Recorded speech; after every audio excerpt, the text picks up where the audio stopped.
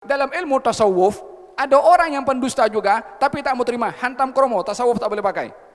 Kotor katanya.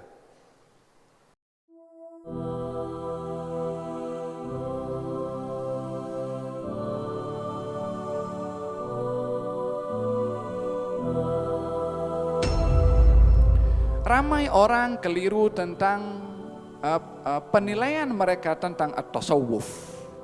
Sehingga bila mana disebut tasawuf adalah akan dikenali ini orang yang suka naik pergi ke gunung dan tidak berinteraksi dengan khalayak ramai. Atau orang yang kalau dia tasawuf pakaiannya mesti tak kemas, mesti kusut masai, mesti dia kotor.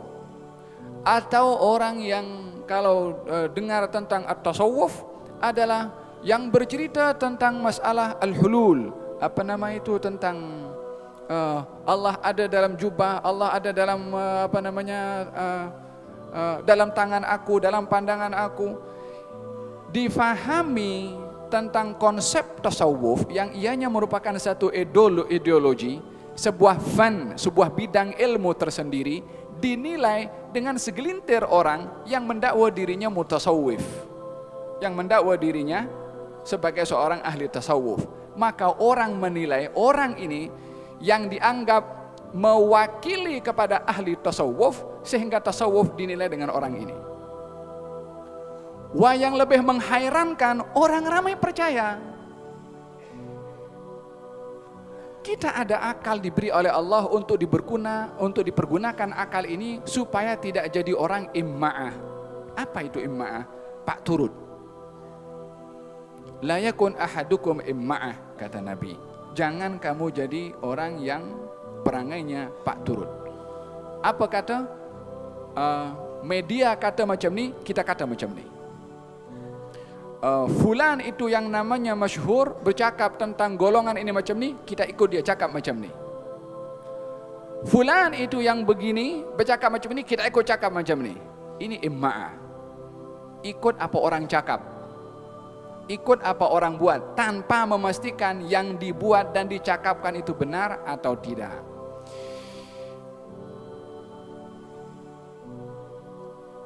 Orang memahami tentang tasawuf keliru karena melihat daripada perbuatan orang yang mendakwa tasawuf yang memang keliru.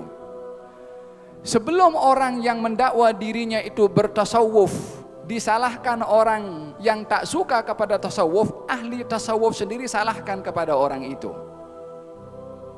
Jadi kita dengan yang tak suka dengan tasawuf sama-sama sepakat kalau orang yang punya perangai tasawuf macam ini salah. Tapi problemnya dia hantam kromo semua. Gal kata Sayyidina Al-Junaid ibn Muhammad, Sayyidul Ta'ifah, seorang ahli tasawuf terkemuka. Ini pun juga dikatakan tasawuf ini ada unsur Hindu.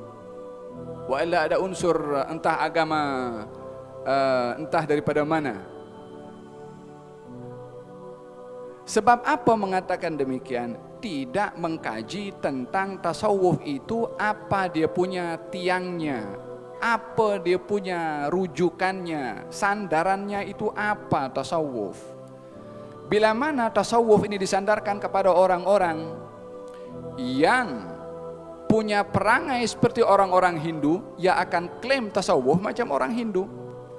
Kalau dinisbahkan tasawuf kepada orang ada unsur-unsur khurafat, karena menilainya tasawuf kepada orang-orang yang khurafat, maka dianggap ilmu tasawuf khurafat.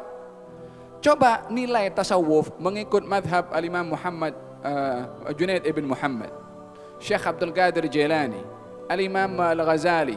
Coba kita cari, kaji, baca apakah tasawuf mengikut ulama-ulama itu. Jangan tengok daripada ulama tasawuf yang menyimpang, yang orang tasawuf sendiri menyalahkan tindakan orang yang mendakwa tasawuf yang bercanggah dengan kaedah-kaedah agama. Junaid ibn Muhammad mengatakan, kalau kamu tengok orang yakni luar biasa, boleh menampakkan perkara yang mungkin kalaupun boleh terbang di atas awan ke, wala jalan di atas lautan ke, nampaknya ini keramat wali min auliyaillah. Belum tentu. Tukang seher pun boleh buat macam tu. Jangan kamu percaya dengan perbuatan seperti itu sebelum dinilai perbuatannya dengan kitab dan sunnah. Ini yang bercakap imam terkemuka dalam ahli tasawuf. Jangan menilai orang walaupun pakaiannya kusut masai macam orang yang dulunya dikenali orang pakai kusut masai macam orang tasawuf. Ataupun kalaunya zuhud umpamanya nampak zahirnya macam tu, sehingga dinilai perbuatannya dengan kitab dan sunnah. Kalau perbuatannya bercanggah dengan kitab dan sunnah, seajaib mana tindakannya tetap salah. Sebab yang dinilai bukan daripada zahir perbuatan, tapi perbuatan itu amalannya dinilai dengan kitab dan juga sunnah. Ya, tapi banyak orang-orang tasawuf itu yang menyimpang, yang dia merepek. Ya memang dalam banyak ilmu hadis, dalam banyak ilmu fan atau bidang-bidang ilmu yang merepek pun banyak. Bukankah dalam ilmu hadis kita ada namanya hadis maudhu? Yani hadis apa namanya? Maudhu, palsu. Bukankah yang bikin itu ilmu orang-orang yang merepek juga, orang yang pendusta juga? Adakah kita akan katakan ilmu hadis ini menyimpang daripada agama disebabkan oleh karena ada orang memalsukan hadis? Yang memasukkan hadis, palsu hadis memang salah, tapi bukan salah ilmu hadisnya. Dalam ilmu kalam, dalam ilmu tafsir, banyak orang menafsirkan riwayat-riwayat Israiliyat yang terkait dengan ilmu tafsir.